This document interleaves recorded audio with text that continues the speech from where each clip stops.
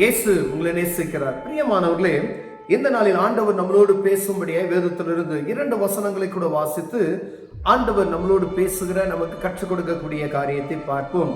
அது ரோமர் புஸ்தகம் 8வது அதிகாரம் 15வது வசனம் 16வது வசனம் இப்படியாக சொல்லுகிறது. அந்தபடியே திரும்பவும் பயப்படுகிறதற்கு நீங்கள் அடிமைத்தனத்தின் ஆவியை பெறாமல் அப்பா பிதாவே என்று கூப்பிட பண்ணுகிற புத்திர சுவிகாரத்தின் ஆவியை பெற்றீர்கள். நாம் தேவனுடைய பிள்ளைகளாய் இருக்கிறோம் என்று ஆவியானவர் தாமே தம்முடைய ஆவியினோட கூட சாட்சி கொடுத்திருக்கிறார். பிரியமானவர்களே, கர்த்தருடைய பிள்ளைகளாய், விசுவாசத்தின் பிள்ளைகளாய் இருக்கிற நாம், ஆண்டவர் சொல்கிறார், திரும்பவும் பயப்படுவதற்கு நீங்கள் அடிமைத்தனத்தின் ஆவியை பெறாமல். மனுஷ வாழ்க்கையில ஒரு பயமான ஒரு சூழ்நிலை கடந்து வருகிறது என்றால் அப்ப நம்ம நிதானிக்க வேண்டிய ஒரு காரியம் உண்டு. ஆவிக்குரிய ஒரு மனிதனுக்கு ஒரு பயம் வருகிறது என்றால், என்னுடைய ஆவிக்குரிய வாழ்க்கையில நான் சற்று குறைவுபட்டவனாய் காணப்படுகிறேன் என்பதை புரிந்து கொள்ள வேண்டும்.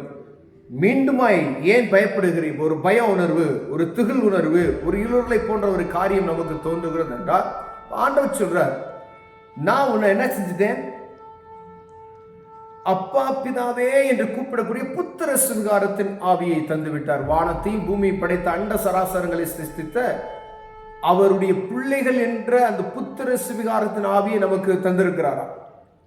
அப்ப ஏன் பயப்படுறீங்க அப்படின்னா, அப்ப பயம் எப்படி வரும்னா, நமக்குள்ள ஆண்டவருக்கு விரோதமான காரியம் இருக்கும் பொழுது, ஆண்டவருக்கு விருப்பம் இல்லாத ஏதோ ஒரு காரியம் எனக்குள்ள இருக்கும் பொழுது, ஆண்டவர் செய்யக்கூடாத காரியத்தை செய்யும் பொழுது எனக்குள்ள ஆட்டோமேட்டிக் என்ன செய்யும்? பயம் வரும். ஏன்னா ஆண்டவருடைய பிள்ளையா இருக்கிற நான் அவருக்கு விருப்பமில்லாத ஒரு காரியத்தை நான் செய்யும் பொழுது ஆண்டவர் துக்கப்படுத்துகிறேன் என் இறுதி எனக்கு தெரியும், என் மனச்சாட்சி எனக்கு தெரியும். அப்ப எனக்குள்ள ஒரு பயம் என்ன செய்யறது? ஆட்கொள்ளுகிறது. பிரியமானவர்களே, ஆனா ஆண்டவர் சொல்லுகிறார், திரும்பவும் நீ ஏன் பயப்படுற?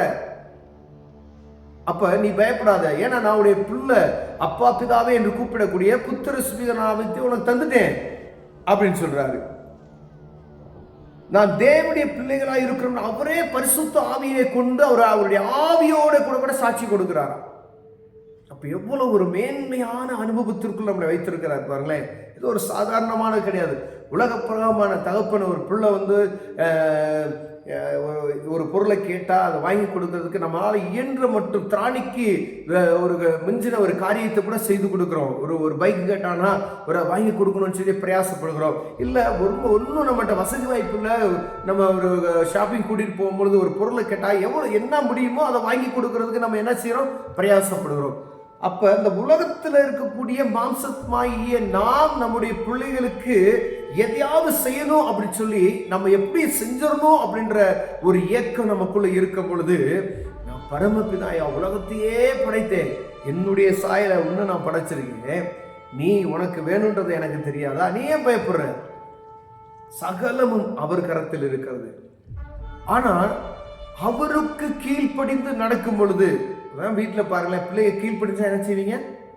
அதை பூரா நம்ம அந்த பிள்ளைக்கு, இதை செய்யா, நீ படிச்சிருக்கியா, அதை வாங்கி தரேன், இந்த காரியத்தை நீ செஞ்சியா, உனக்கு நான் இந்த காரியத்தை செய்யறேன் அப்படின்னு சொல்லுவோம். அது உலகப்புறமான ஒரு தகப்பனுக்கு தாய்க்கும் அந்த பாசம் இருக்கிறதை பார்க்க முடியுது. அப்ப ஆண்டவர் நான் கற்றுக் கொடுத்த இந்த பிரமாணங்களை என்ன கற்றுக் கொடுத்தார்? அப்படி ஆண்டவர் கற்றுக் கொடுத்த பிரமாணம், உன்னுடைய ஆத்மா அழிந்து போகாதபடிக்கு நித்திய ஜீவனுக்குள் வருவதற்கு உன்னை பரிசுத்தமாய் நீ காத்து, நான் பரிசுத்தர் ஆகையால் நீங்கள் என்ன செய்யணும்? பரிசுத்தமாய் இருங்க. இது பாவம், இந்த பாவத்தை நீ செய்யாத, நன்மையை செய்யி. அவர் கற்றுக் கொடுத்த பிரமாணங்கள் பாரு, இயேசு கிறிஸ்து கற்றுக் கொடுத்த பிரமாணம் பாருங்க. அன்பு உன்கிட்ட நீ எப்படி அன்பு செலுத்த, அதே மாதிரி பிறனிட்டு நீ அன்பு செலுத்து. ஒருத்தன் ஒரு கண்ணத்தை அரைஞ்சா நீ என்ன செய்ய? மறுக்கணத்தை காமி. நம்ம தகப்பன் எவ்வளவு அன்பான தகப்பன் பாருங்களேன். யார்ட்டையும் போய் சண்டைலாம் போடாத, அதெல்லாம் பண்ணாத, விட்டுரு, அப்படிதான் அப்படின்னு சொல்லிட்டாரு.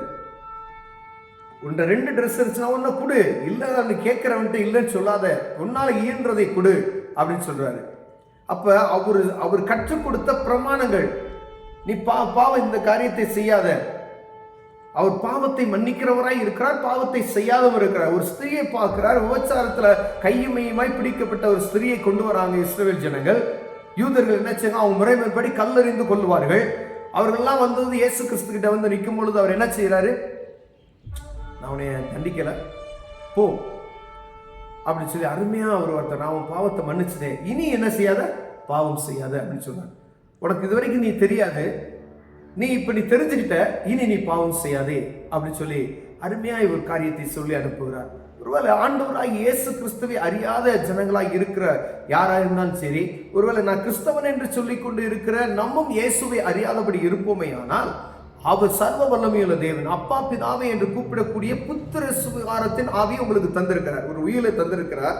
அதை நாம் மனதார பெற்றுக்கொள்ளும் பொழுது அவருடைய பிள்ளைகளாய் நாம் மாறுகிறோம் பிரியமானவர்கள். அப்பொழுது உங்களுக்கு பயம் வருதா அப்படின்னு பார்க்கணும். பயம் வராது.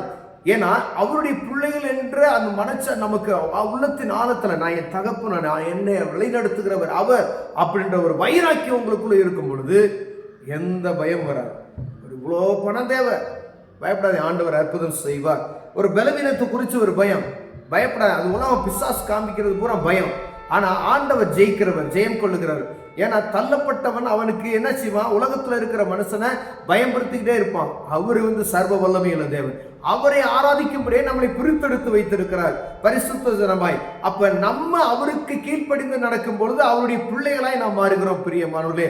அப்படி நம்ம பிள்ளைகளாய் இருக்கும் பொழுது நமக்கு என்ன செய்யாது, பயம் வராது. அப்பதான் சொல்றாரு, பயப்படாத அப்படின்னு சொல்லி. நீ என் பிள்ளைடா, பயப்படாத. ஏன் நீ என் பிள்ளை மகளே, பயப்படாத. நீ என்ன ஆராதிக்கிற, பயப்படாத. நீ பாவம் செய்யல, பயப்படாத. ஒருவேளை முன்னாடி நீங்க செய்த பாவம் உங்களை குத்துகிறதா, பயப்படாதீங்க. இயேசு கிறிஸ்துவின் ரத்தம் சகல பாவங்களை நீக்கி சுத்தியும். அந்த அவருடைய ரத்தத்தினால ஒரு தடவை நீங்க கழுவப்பட்டுட்டீங்கன்னா மீண்டுமாய் அந்த தவறை செய்யாதபடிக்கு எங்களை காத்துக்கொள்ளுங்க. அவருடைய பிள்ளைகளாய் மாறுவதற்கு கிருபை பாராட்டுவார் பிரியமானவர்களே.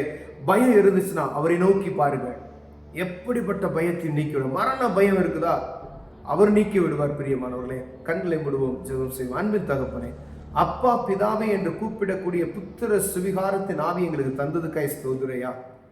அப்பா, பயத்தை மேற்கொள்ளுகிற அந்த கிருபை எங்களுக்கு தந்திருக்கிறதுக்காய் நன்றி. இயேசுவின் நாமத்தில் பிதாவே, ஆமென்.